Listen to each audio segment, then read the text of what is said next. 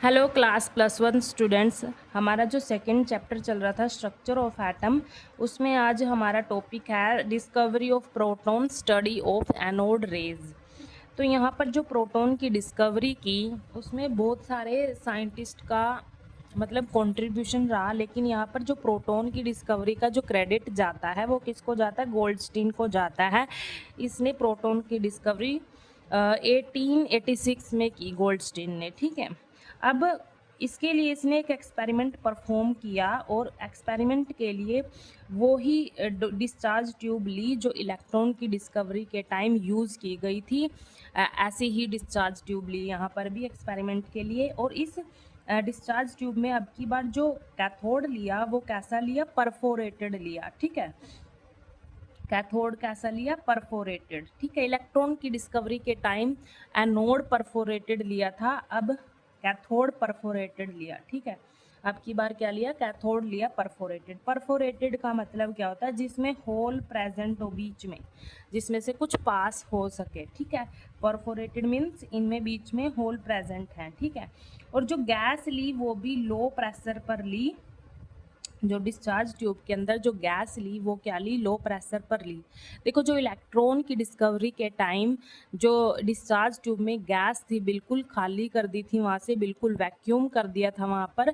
ठीक है, vacuum pump की हेल्प से क्या किया था? वहाँ पर इलेक्ट्रॉन की डिस्कवरी के टाइम डिस्चार्ज ट्यूब में से जो गैस का जो प्रेशर था बिल्कुल लो कर दिया था। मतलब डिस्चार्ज ट्यूब में जो गैस थी ना, बिल्कुल ना के बराबर थी। लेकिन प्रोटॉन की डिस्कवरी के टाइम यहाँ पर इतना भी कम प्रेशर नहीं किया, मतलब यहाँ पर कुछ ना कुछ गैस प्रेजेंट होगी।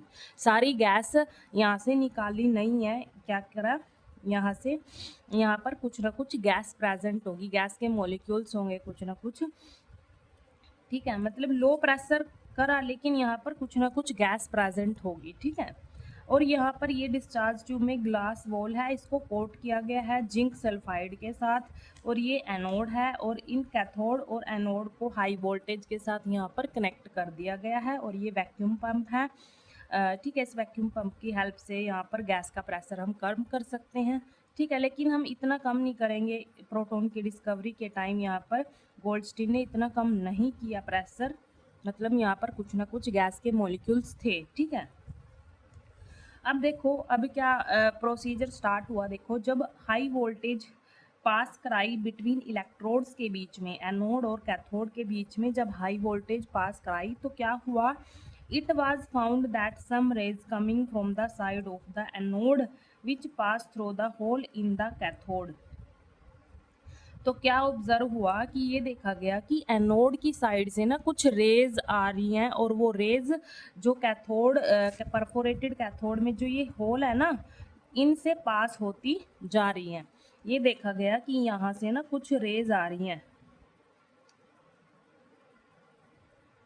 ऐसे कुछ रेज आ रही हैं, और इन होल में से पास हो रही है वो, ऐसे इन होल में से पास हो रही है। ये देखा गया कि एनोड की साइड से कुछ रेज आ रही हैं, और इस जो परफोरेटेड कैथोड में जो ये होल है इनमें से पास होके जा रही है। ठीक है, पास होती जा रही है, और फिर जाके जो ये ग्लास वॉल है इस पे हिट हो रही हैं वो। ठीक है, हिट होने के बाद जो हमें यहाँ पर ग्लो दिखाई देता है वो ग्रीनिश ग्लो दिखाई देता है। यहाँ पर जो कोटिंग की गई है ना जिंक सल्फाइड की, इस पर हमें ग्रीनिश ग्लो दिखाई देता है। Produce green florescence on the opposite glass wall coated with zinc sulphide. ठीक है, इस पे हमें ग्रीनिश फ्लोरिसेंस दिखाई देता है। जो ये रेज आ रही है ना एनोड की तरफ से, जो ये रेज आ रही है इसको हम क्या बोल रहे हैं? इनको नाम दिया गया एनोड रेज नाम दिया गया। और क्या बोलते हैं इनको? कैनाल रेज बोलते हैं। कैनाल क्यों बोलते हैं? क्योंकि ये होल में से पास हो रही हैं। ठीक है, कैनाल रेज बोलते हैं। और क्या बोलते हैं इनको? पॉजिटिव रेज बोलते हैं। पॉजिटिव रेज क्यों बोलते हैं यहाँ पर? क्योंकि देखो यहाँ पर जो रेज आ रही हैं वो किसकी तरफ आ रही है? नेगेटिव। कैथोड की तरफ आ रही है, और कैथोड पर कौन सा चार्ज है? नेगेटिव। तो नेगेटिव की चार्ज की तरफ कौन सी चीज़ अट्रैक्ट होगी? पॉजिटिव वाली होगी। तो इसीलिए इनको बोला गया पॉजिटिव रेज। ठीक है, समझ आ गया यहाँ पर? अब देखो, ये तो ऑब्जर्व हुआ कि एनोड से कुछ रेज आ रही है, साथ के साथ क्या हो रहा था कि कैथोड जो परफोरेटेड कैथोड है उससे भी क्या हुआ था? ये रेज एमिट हो रही थी, कैथोड से भी रेज एमिट हो रही थी साथ के साथ, ठीक है। जो ये रेज है वो कैथोड से एमिट हो रही थी। अब हमने ये तो पढ़ लिया कि इलेक्ट्रॉन की डिस्कवरी के टाइम पढ़ा था कि जो कैथोड से जो रे एमिट होती है वो क्या होता है, एक तरह से बीम ऑफ इलेक्ट्रॉन होता है ना, इलेक्ट्रॉन्स होती हैं ये, बीम ऑफ इलेक्ट्रॉन्स होते हैं ये। जब हाई वोल्टेज इन दोनों इलेक्ट्रोड्स के बीच में सप्लाई की तो क्या हुआ, एनोड की तरफ से भी कुछ रेज आ रही थी और साथ के साथ कैथोड, जो परफोरेटेड कैथोड है वहाँ से भी कुछ रेज एमिट हो रही थी। जो कैथोड है उससे कौन सी रेज एमिट हो रही थी, कैथोड रे को हम क्या बोलते हैं, बीम ऑफ इलेक्ट्रॉन्स एमिट हो रहे थे यहाँ पर। और यहाँ पर क्या थी, एनोड की साइड से जो रेज आ रही थी वो इन होल में से पास होती चली गई और यहाँ पर हिट करके उन्होंने ग्रीन फ्लोरिसेंस ऑब्जर्व हुआ यहाँ पर, ठीक है। अब देखो ये तो बोला गया कि जो ये रेज है वो एनोड की साइड से ऑब्जर्व की गई, लेकिन क्या ये एनोड वाले इलेक्ट्रोड से ही एमिट हुई, नहीं, ये इलेक्ट्रोड जो है एनोड इलेक्ट्रोड है उससे एमिट नहीं हुई। देखो इसका रीज़न क्या है, ये कहाँ से एमिट हुई, इनका ओरिजिन कहाँ से हुआ, एनोड रेज हैं जो ये एनोड रेज है, एनोड की साइड से जो रेज आ रही हैं इनका एमिशन कहाँ से हुआ, कहाँ से आ रही है ये, वो हम अब देखेंगे इस पैराग्राफ में। ओरिजिन ऑफ एनोड रेज, देखो anode rays are not emitted from anode but are produced from the ionization of gas atoms within a discharge tube। देखो यहाँ पर जो बीच में मैंने बोला था कि यहाँ पर कुछ ना कुछ गैस के मॉलिक्यूल्स होंगे, ठीक है। जो ये एनोड रेज है वो एनोड से एमिट नहीं हो रही, ये कहाँ से एमिट हो रही है, जो यहाँ पर जो गैस मॉलिक्यूल्स है ना उनका आयनाइजेशन हुआ, आयनाइजेशन होने के बाद यहाँ से जो ये एनोड रेज है वो एमिट हो रही हैं, ठीक है। गैस के आयनाइजेशन से एमिट हो रही हैं ये, ना कि एनोड से हो रही है, ठीक है। ये किससे एमिट हो रही हैं, गैस के आयनाइजेशन से ये एमिट हो रही हैं। अब यहाँ पर गैस का आयनाइजेशन कैसे है, कैसे हो रहा है यहाँ पर, मान लो यहाँ पर जो गैस है मैं मान लेती हूँ यहाँ पर हाइड्रोजन गैस है, ठीक है, हाइड्रोजन गैस है यहाँ पर, हाइड्रोजन गैस है यहाँ पर, ठीक है। अब देखो यहाँ पर जो कैथोड से जो ये रेज आ रही है, कैथोड रे आ रही है, ये क्या है, बीम ऑफ इलेक्ट्रॉन्स है, मतलब बहुत सारे इलेक्ट्रॉन्स एमिट हो रहे हैं। अब मैं एक जो हाइड्रोजन गैस एटम है उससे आपको समझाती हूँ यहाँ पर साइड में। जैसे मान लो ये हमारे पास एक गैस हाइड्रोजन गैस का एटम है, ठीक है। ये गैस बीच में प्रेजेंट है ना, इन इलेक्ट्रोड्स के बीच में जो स्पेस है वहाँ पर गैस मॉलिक्यूल्स प्रेजेंट है, ठीक है। अब मैं आपको यहाँ पर एक एटम से समझाती हूँ। देखो यहाँ से जो कैथोड से बीम ऑफ इलेक्ट्रॉन्स जा रहे हैं वो इस गैस मॉलिक्यूल से हिट होंगे, क्या होंगे, जो गैस मॉलिक्यूल है, मान लो ये गैस एटम है, हाइड्रोजन गैस एटम है, इससे क्या होगा, एक इलेक्ट्रॉन हिट होगा। ये इलेक्ट्रॉन कौन सा है, कैथोड से जो एमिट हो रहा है, ठीक है, कैथोड से एमिट हो रहा है। अब क्या होगा, अब क्या होगा, हिट होने के बाद यहाँ पर हिट होने के बाद ये क्या होगा, H पॉजिटिव आयन में, आयंस में यहाँ पर इनका ब्रेक डाउन हो जाएगा, ये H पॉजिटिव बन जाएगा और एक इलेक्ट्रॉन एमिट हो जाएगा। क्या होगा, एक इलेक्ट्रॉन एमिट हो जाएगा। जो ये वाला इलेक्ट्रॉन है, ये वाला इलेक्ट्रॉन है, ये कौन सा है, ये कैथोड से एमिट हो रहा है और ये इलेक्ट्रॉन जाके जो गैस का एटम है, हाइड्रोजन एटम है, उस पर हिट कर रहा है। हिट करने से क्या हुआ, हिट करने से क्या हुआ, उस पर बोम्बार्ड कर रहा है ये इलेक्ट्रॉन, तो क्या हुआ, ये आयंस में कन्वर्ट हो गया। जो एच हाइड्रोजन एटम है वो आयन में कन्वर्ट हो गया, एच पॉजिटिव में कन्वर्ट हो गया और एक इलेक्ट्रॉन एमिट कर दिया इसने, है ना, तभी तो एच पॉजिटिव आया ना, यहाँ पर एक इलेक्ट्रॉन एमिट हुआ। अब जो ये इलेक्ट्रॉन्स हैं, जो ये इलेक्ट्रॉन्स हैं, देखो ये इलेक्ट्रॉन्स हैं, इन पे नेगेटिव चार्ज आएंगे तो पॉजिटिव की तरफ जाएंगे, मतलब एनोड की तरफ जाएंगे। और जो ये H पॉजिटिव प्रेजेंट है यहाँ पर बीच में, H पॉजिटिव, मैंने तो एक एटम का बताया, ऐसे ही बहुत सारे एटम है यहाँ पर जो H पॉजिटिव हैं, H पॉजिटिव हैं, ठीक है। जो ये H पॉजिटिव हैं आयंस हैं, इन्हीं को हम क्या बोल रहे हैं, ये एनोड रेज हैं। ये किसकी तरफ जा रही हैं, ये कैथोड की तरफ जा रही है। देखो जो H पॉजिटिव है वो कैथोड पे नेगेटिव चार्ज है ना, उसकी तरफ जा रहा है ये, कैथोड की तरफ जा रहा है ये। तो ये ही हमें दिखाई दे रही थी कि ये एनोड की साइड से निकल रही है, लेकिन ये एनोड की साइड से नहीं निकल रही। ये किसका आयनाइजेशन है? गैस का आयनाइजेशन हो रहा है यहाँ पर। और ये जो H पॉजिटिव है इन्हीं को हम बोल रहे थे बहुत सारे H पॉजिटिव हैं यहाँ पर, ठीक है। इन्हीं को हम क्या बोल रहे थे कि ये एनोड रेज है। यही जो H पॉजिटिव है ये ही कैथोड की तरफ कैथोड में जो परफोरेटेड होल है यही H पॉजिटिव ऐसे पास हो रहे हैं यहाँ पर, ठीक है। कैथोड के जो होल्स है ना उनमें से पास हो रहे हैं H पॉजिटिव आयंस पास हो रहे हैं। इन्हीं को हम क्या बोल रहे थे? एनोड रेज बोल रहे थे, या फिर हम पॉजिटिव बोल रहे थे, क्योंकि इन पे जो पॉजिटिव चार्ज है ना इसलिए इनको हम क्या बोल रहे थे? पॉजिटिव रेज, या फिर हम बोल सकते हैं कैनाल रेज, ठीक है। तो हम बोल सकते हैं कि जो एनोड रेज है उसका ओरिजिन एनोड से नहीं हुआ, उसका ओरिजिन कहाँ से हुआ? गैस के आयनाइजेशन से हुआ। और गैस का आयनाइजेशन मैंने आपको समझा दिया कैसे हुआ। जो कैथोड से इलेक्ट्रॉन एमिट हो रहे हैं ना वो गैस के एटम पर बोम्बार्ड कर रहे हैं। गैस के एटम पर बोम्बार्ड करने से क्या हुआ? जो एटम है वो आयन में कन्वर्ट हो गया H पॉजिटिव में, ठीक है। और वो ही H पॉजिटिव इन होल में से पास हो रहे हैं और इस ग्लास बॉल पर क्या करने हैं? वो स्ट्राइक कर रहे हैं और हमें ग्रीन फ्लोरेसेंस ऑब्जर्व हो रहा है वहाँ पर, ठीक है। और जो ये इलेक्ट्रॉन है ये कहाँ जा रहे हैं? इन पे नेगेटिव चार्ज है तो ये पॉजिटिव की तरफ जा रहे हैं, ठीक है। ये पॉजिटिव की तरफ जा रहे हैं, ठीक है। तो यहाँ पर यही लिखा हुआ है कि जो एनोड रेज है are not emitted from anode but are produced from ionization of gas atom within a discharge tube। Discharge tube में जो गैस प्रेजेंट है उसके आयनाइजेशन से ये प्रोड्यूस हुई। High speed of electron from the cathode rays, cathode rays से जो high speed में इलेक्ट्रॉन्स आ रहे हैं वो बोम्बार्ड होंगे गैसियस एटम के साथ और एक इलेक्ट्रॉन का एमिशन करेंगे और leaving behind the positively charge ions. और पीछे क्या रह जाएगा? हमारे पास H पॉजिटिव आयंस रह जाएगा, ठीक है। यही H पॉजिटिव आयंस होल में से पास होते हुए हमें दिखाई देंगे और इन्हीं को हम क्या बोल रहे हैं? एनोड रेज बोल रहे हैं, ठीक है। These positively charged ions are then accelerated toward the negative charge cathode। तो ये कैथोड की तरफ जाएंगे और फॉर्मिंग और हम क्या बनाएंगे? एनोड रेज बनाएंगे, ठीक है। उसके बाद है properties of anode raise. First property क्या है? दे ट्रैवल इन स्ट्रेट लाइन। जो एनोड रेज हैं वो भी स्ट्रेट लाइन में ट्रैवल करती हैं, ठीक है।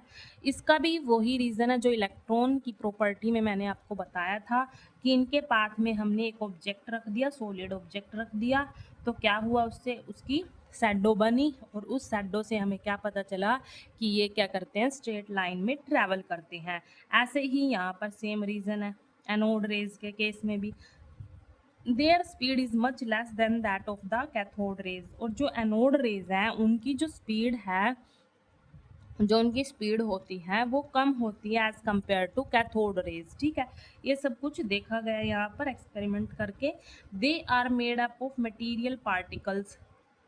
ये क्या? एनोड रेज हैं जो मटेरियल पार्टिकल से बनी हुई होती हैं। इसका भी सेम वही रीज़न है जो इलेक्ट्रॉन की प्रॉपर्टी में मैंने आपको बताया है कि वहाँ पर हमें एक पैडल व्हील रखा इनके पाथ में। जो ये एनोड रेज आ रही थी इनके पाथ में हमने एक पैडल व्हील रखा। जब ये एनोड रेज उस पर हिट हुई तो वो व्हील घूमने लगा मतलब उसमें काइनेटिक एनर्जी आ गई। तो इससे हमें क्या पता चला कि कोई जो ये पार्टिकल है कुछ मटेरियल से बने हुए हैं, तभी तो हिट होने के बाद पैडल व्हील घूमने लगा, है ना। They are positively charged. ये पॉजिटिवली चार्ज होते हैं, इनके ऊपर पॉजिटिव चार्ज होता है ना।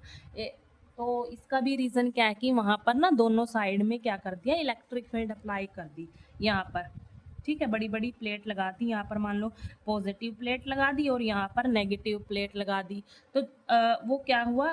नेगेटिव की तरफ डिफ्लेक्ट होगी सारी रेज। तो नेगेटिव की तरफ कौन डिफ्लेक्ट होता है? जिस पर पॉजिटिव चार्ज होता है। तो इससे हमें पता चला कि इन पे क्या होता है? पॉजिटिव चार्ज होता है। और वैसे भी ये कैथोड की तरफ जा रही थी। कैथोड पे क्या नेगेटिव है। दूसरा रीज़न ये भी हो सकता है कि कैथोड पे क्या है? नेगेटिव है। नेगेटिव की तरफ कौन जाता है? पॉजिटिव ही जाता है, ठीक है। तो इसीलिए बोला गया कि ये पॉजिटिवली चार्ज हैं। The value of charge on particle of anode rays and ratio of charge mass या e by m is found to be different for different gases.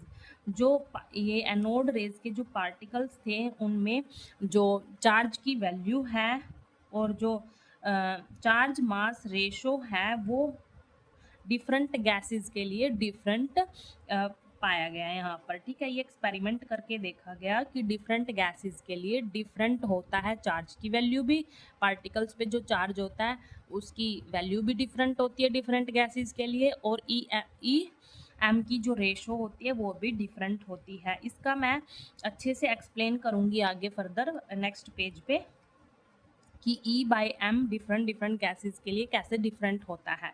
ठीक है, और जो मास है पार्टिकल्स पर जो मास एनोड रेज का वो भी डिफरेंट होगा फॉर डिफरेंट गैसेस के लिए। मास है जो एनोड रेज के पार्टिकल्स का वो भी क्या होगा, डिफरेंट होगा डिफरेंट गैसेस के लिए। यहाँ पर डिस्चार्ज ट्यूब में डिफरेंट डिफरेंट गैसेस लेके देखी तो हमने मतलब यहाँ पर जो गोल्डस्टीन साइंटिस्ट है उन्होंने क्या देखा कि जो मास है पार्टिकल्स का वो डिफरेंट आया। ठीक है, फॉर डिफरेंट गैसेस के लिए। अब इन केस ऑफ हाइड्रोजन का यहाँ पर बता रखा है कि अगर हम डिस्चार्ज ट्यूब में हाइड्रोजन गैस लेके रखें तो यहाँ पर एक्सपेरिमेंट करके देखा जो ई क्या यहाँ पर चार्ज है, ई क्या यहाँ पर चार्ज, तो चार्ज की जो वैल्यू आई हमारे पास वो कितनी आई 1.6 इंटू 10⁻⁻19 कोलाम, या फिर हम बोल सकते हैं 1 यूनिट आई हमारे पास। ठीक है, चार्ज की वैल्यू। और जो ई एम की रेशो है वो कितनी आई 9.58 मल्टीप्लाई 10⁻⁴ कोलाम पर ग्राम आई। चार्ज, ये चार्ज है, ई डिवाइड एम क्या है मास। ठीक है, तो चार्ज की यूनिट कोलाम और मास की यूनिट ग्राम। ठीक है, कोलाम पर ग्राम, ये वैल्यू आई यहाँ पर। तो इन देखो हमें चार्ज की वैल्यू भी पता है, ई बाई एम की वैल्यू भी पता है, तो हम मास निकाल सकते हैं, यहाँ पर मास कैलकुलेट कर सकते हैं। ठीक है, देखो देखो जो हमारे पास ई बाई एम है वो क्या है 9.58 इंटू 10⁻⁴ कोलाम पर ग्राम है। ठीक है, अब ई की वैल्यू भी हमें पता है, मतलब ये ई बाई एम तो इसके इक्वल है, और ई की वैल्यू हमें पता है कितनी है 1.6 इंटू 10⁻⁻19 कोलाम है, तो इसकी वैल्यू हम यहाँ पर पुट कर सकते हैं 1.6 into 10⁻⁻19 coulomb divide by mass equals to 9.58 multiply 10⁻⁴ coulomb per ग्राम।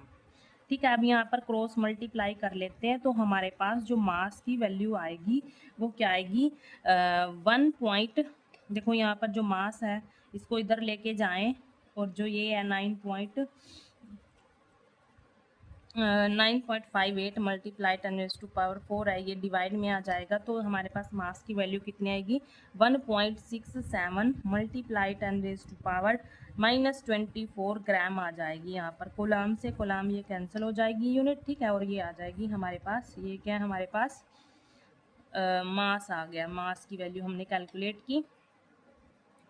ये किसके केस में की हमने, हाइड्रोजन के केस में की। जो हाइड्रोजन के केस में जो H पॉजिटिव है ना उसके केस में की हमने, ये मास की वैल्यू आ गई 1.67। हाइड्रोजन के केस में जो एनोड रेज के पार्टिकल थे वो कौन से थे, H पॉजिटिव ही तो थे। उसके केस में जो मास की वैल्यू है वो कितनी है 1.67 इंटू 10⁻⁻24 ग्राम है। ठीक है, तो यहाँ पर ये मास की वैल्यू है। तो जो ये मास की वैल्यू आई है यहाँ पर पार्टिकल की, it is found that mass is nearly the same as that of hydrogen atom. मतलब जो ये मास आया है ना यहाँ पर एनोड रेज के पार्टिकल का, जो इस पार्टिकल का जो मास आया है यहाँ पर वो किसके इक्वल, नियरली किसके सेम है, हाइड्रोजन एटम के नियरली सेम है। यहाँ पर हाइड्रोजन एटम के नियरली सेम है। देखो हाइड्रोजन एटम पर क्या होता है, एक इलेक्ट्रॉन होता है, एक प्रोटॉन होता है। ठीक है, अब यहाँ पर हमें पता है जो इलेक्ट्रॉन का जो मास होता है वो बिल्कुल ना के बराबर होता है प्रोटॉन के सामने। ठीक है, मतलब अगर प्रोटॉन के साथ उसका कंपैरिजन करें तो इलेक्ट्रॉन का मास हम नेग्लिजिबल कर सकते हैं, बिल्कुल कम होता है इलेक्ट्रॉन का मास। ठीक है, तो एक तरह से क्या हुआ, एक तरह से क्या है, ये जो ये मास H पॉजिटिव का वो किसके नियरली सेम है, एच पॉजिटिव क्या है यहाँ पे, एनोड रेज के पार्टिकल ही तो है। इन केस ऑफ अगर हम डिस्चार्ज ट्यूब में हाइड्रोजन गैस लेंगे तो पार्टिकल कौन है वहाँ पर, एच पॉजिटिव है। तो इनका जो मास है वो नियरली किसके सेम है, हाइड्रोजन एटम के नियरली सेम है। हाइड्रोजन एटम का जो मास होता है उसको हम बोल सकते हैं 1 यूनिट बोल सकते हैं, ठीक है। तो these particles were termed as proton, इन्हीं को हम क्या बोल रहे थे, प्रोटॉन बोल रहे थे। जो ये पार्टिकल्स है ना, सिर्फ हाइड्रोजन के केस में हम बोल सकते हैं जो एनोड रेज हैं वो एनोड रेज में क्या है, प्रोटॉन से बनी हुई है एनोड रेज, ठीक है। और उसमें जो पार्टिकल है वो कौन से हैं, एच पॉजिटिव। मतलब यहाँ पर एच पॉजिटिव क्या है, प्रोटॉन है। इन्हीं को हम क्या बोल रहे थे, प्रोटॉन, ठीक है। अगर मान लो दूसरी गैसेस डिस्चार्ज ट्यूब में दूसरी गैसेस ली गई, ठीक है। अब उन जैसे मान लो वो है, जैसे डिस्चार्ज ट्यूब में मान लो हीलियम गैस ली गई। अब हीलियम के पास 2 प्रोटॉन होंगे, ठीक है। अब हमें एक देखो इनका मास कैसे निकालेंगे, इनका पार्टिकल का मास कैसे निकालेंगे हम, हमें एक प्रोटॉन का मास पता है और जितने भी प्रोटॉन होंगे उससे हम मल्टीप्लाई कर देंगे, तो ऐसे ही सारी गैस के पार्टिकल्स का हम मास निकाल सकते हैं, ठीक है। लेकिन हाइड्रोजन के केस में यहाँ पर जो एच पॉजिटिव है वो क्या, प्रोटॉन प्रोटॉन है, ठीक है।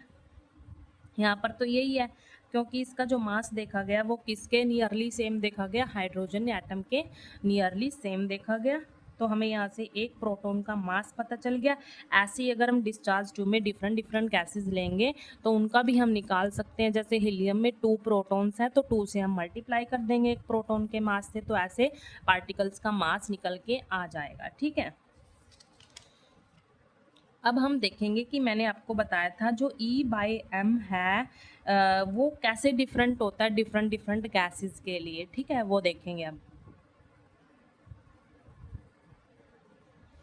देखो यहाँ पर जो यहाँ पर क्वेश्चन भी बनता है, why E/m ratio in case of anode rays depend upon the type of gases, या फिर हम बोल सकते हैं E/m रेशो है वो डिफरेंट होती है फॉर डिफरेंट गैसेज के लिए, कैसे डिफरेंट है, ठीक है। तो यहाँ पर हम कंपैरिजन के साथ समझेंगे यहाँ पर इलेक्ट्रॉन और प्रोटॉन का, ठीक है। पहले मैं आपको इलेक्ट्रॉन का बता देती हूँ। देखो हमने इलेक्ट्रॉन की डिस्कवरी के टाइम हमने ये स्टडी किया था कि जो इलेक्ट्रॉन का एमिशन है या फिर हम बोल सकते हैं कैथोड रेज है वो कहाँ से एमिट हो रही थी, कैथोड से, कैथोड से एमिट हो रही थी, ठीक है। अब वहाँ पर क्या था, इलेक्ट्रॉन का एमिशन हो रहा था, beam of electron, cathode rays का मतलब बीम ऑफ इलेक्ट्रॉन एमिट हो रही थी, ठीक है। अब हमें पता है कि जो एक वहाँ पर हमने स्टडी किया था, जो इलेक्ट्रॉन पर जो चार्ज होता है वो कितना होता है, 1.6 इंटू 10⁻⁻19 होता है यहाँ पर कूलाम, ठीक है। और जो मास होता है वो कितना होता है, 9.1 इंटू 10⁻⁻28 ग्राम होता है। अगर हम यहाँ पर एक इलेक्ट्रॉन के ऊपर जो चार्ज है वो इतना है और मास कितना ये है एक इलेक्ट्रॉन के ऊपर, ठीक है। अगर हम E/m रेशो निकालें यहाँ पर 1 E क्या ये है और m क्या ये है मास, E/m रेशो निकालें क्या आएगी यहाँ पर, कैलकुलेट करके ये हम एक इलेक्ट्रॉन का देख रहे हैं, ठीक है। तो कैलकुलेट करके E/m रेशो क्या आई, 1.76 मल्टीप्लाई 10⁻8 कूलाम यहाँ पर ग्राम, कूलाम पर ग्राम आई, ठीक है। ये एक इलेक्ट्रॉन का। तो कैथोड से क्या था, बीम ऑफ इलेक्ट्रॉन्स एमिट हो रहे थे, मतलब बहुत सारे इलेक्ट्रॉन एमिट हो रहे थे। अगर हम मान लो 2 इलेक्ट्रॉन का देखें E/m रेशो या फिर 3 इलेक्ट्रॉन्स का देखो, तो सबके लिए जो E/m रेशो है वो सबके लिए क्या आ रही थी, सेम आ रही थी। देखो कैसे, अगर हम 2 इलेक्ट्रॉन के लिए देखें, यहाँ पर 2 इलेक्ट्रॉन के लिए देखें, जो चार्ज है मान लो जैसे यहाँ पर एक इलेक्ट्रॉन, यहाँ पर एक इलेक्ट्रॉन, 2 चार्ज हो जाएंगे। ऐसे ही 2 इलेक्ट्रॉन का मास भी होगा। तो ऊपर नीचे मान लो चार्ज को भी हमने 2 से मल्टीप्लाई कर दिया और यहाँ पर भी 2 से मल्टीप्लाई कर दिया, तो 2 से 2 कैंसिल हो जाएगा ना 2 इलेक्ट्रॉन्स के लिए। ऐसे अगर हम 3 इलेक्ट्रॉन्स के लिए देखें तो 3 से 3 कैंसिल हो जाएगा। मतलब हर टाइम क्या आ रहा था, हर टाइम क्या आ रहा था, यहाँ पर जो E/m रेशो है वो सेम आ रही थी, क्या आ रही थी, सेम आ रही थी। ऐसे ही हम 4 इलेक्ट्रॉन्स के लिए देखें तो E/m रेशो सेम आ रही है, हर टाइम सेम आ रही है। जैसे जो चार्ज है ना वो भी कितना हो जाता है, 4 हो जाता है। जैसे 4 नेगेटिव चार्ज हो जाते हैं, या फिर 4 से मल्टीप्लाई कर देंगे। ये तो हमें एक एक का पता है चार्ज की वैल्यू है ना, 1.6 मल्टीप्लाई 10⁻⁹ कूलम। ऐसे ही हमने एक इलेक्ट्रॉन का मास पता है ना, ये तो ऐसे ही 4 इलेक्ट्रॉन्स का कैसे निकालेंगे, 4 से मल्टीप्लाई कर देंगे। ये एक इलेक्ट्रॉन का चार्ज है, तो 4 से 4 कैंसिल हो जाएगा यहाँ पर भी, तो क्या बचेगा, वही बचेगा सेम। तो इसीलिए मैं बोल रही थी कि जो E/m रेशो है वो क्या होती है, इलेक्ट्रॉन के केस में चाहे कितने भी इलेक्ट्रॉन्स है, नंबर ऑफ इलेक्ट्रॉन्स पर E/m डिपेंड नहीं करता, ठीक है, वो सेम रहता है। हर चाहे कितने भी इलेक्ट्रॉन्स हैं, E/m रेशो सेम रहती है, ठीक है। ऐसे ऐसे यहाँ पर देखो, अब ये तो मैंने आपको इलेक्ट्रॉन के केस में बता दिया कि E/m रेशो डिपेंड नहीं करती, वो गैसेस पर डिपेंड नहीं करती, ठीक है। गैसेस पर तो वैसे भी डिपेंड नहीं करेगी, क्योंकि यहाँ पर जो इलेक्ट्रॉन्स हैं वो कहाँ से एमिट हो रहे हैं, कैथोड से एमिट हो रहे हैं, है ना। और एनोड, इसमें प्रोटॉन के केस में जो एनोड रेज है वो कहाँ से एमिट हो रही है, गैस के आयनाइजेशन से एमिट हो रही है। तो गैस के ऊपर डिपेंड करेगी वो, ठीक है। अब देखो गैस के ऊपर भी कैसे डिपेंड करेगी E/m रेशो। यहाँ पर जब हमने डिस्चार्ज ट्यूब में हाइड्रोजन गैस ली थी, तो एक हाइड्रोजन जो मान लो एटम है, उस पे जो इलेक्ट्रॉन हिट कर रहा था कैथोड रेज से, जो परफोरेटेड कैथोड ली थी ना, परफोरेटेड कैथोड से जो इलेक्ट्रॉन एमिट हो रहा था और इस गैस के एटम पर हिट करा उसने, तो क्या हुआ, इससे आयन में कन्वर्ट हो गया और एक इलेक्ट्रॉन एमिट कर दिया, है ना, आयन में कन्वर्ट हुआ। अब जैसे हम हीलियम का ले, मान लो हीलियम गैस ले हम, यहाँ पर हीलियम का हमने एक एटम ले लिया, इस पे भी क्या हुआ, कैथोड से जो इलेक्ट्रॉन एमिट हो रहा था वो इस पे बोम्बार्ड हुआ, और बोम्बार्डमेंट होने के बाद यहाँ पर ये भी आयन में कन्वर्ट हो गया, ठीक है, और इलेक्ट्रॉन एमिट कर दिया। अब इनका देखिए, अगर हम E/m रेशो, हाइड्रोजन आयन के ये क्या हाइड्रोजन, प्रोटॉन ही तो है, ये एनोड रेज ही तो है, ठीक है। इसमें जो एनोड रेज में हाइड्रोजन के केस में ये ही तो पार्टिकल थे, और उसमें हीलियम के केस में ये वाले पार्टिकल है ना।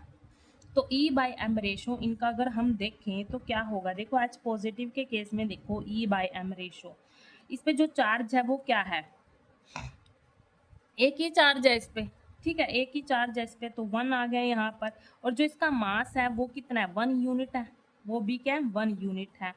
अगर हीलियम के केस में हम देखें, यहाँ पर He पॉजिटिव है, इस पे जो चार्ज है वो कितना है, 1 है, और जो मास होता है हीलियम का वो कितना होता है, 4 होता है, ठीक है। तो यहाँ पर क्या होगा, देखो इसके केस में डिफरेंट है E/m रेशो, ये क्या E/m रेशो है,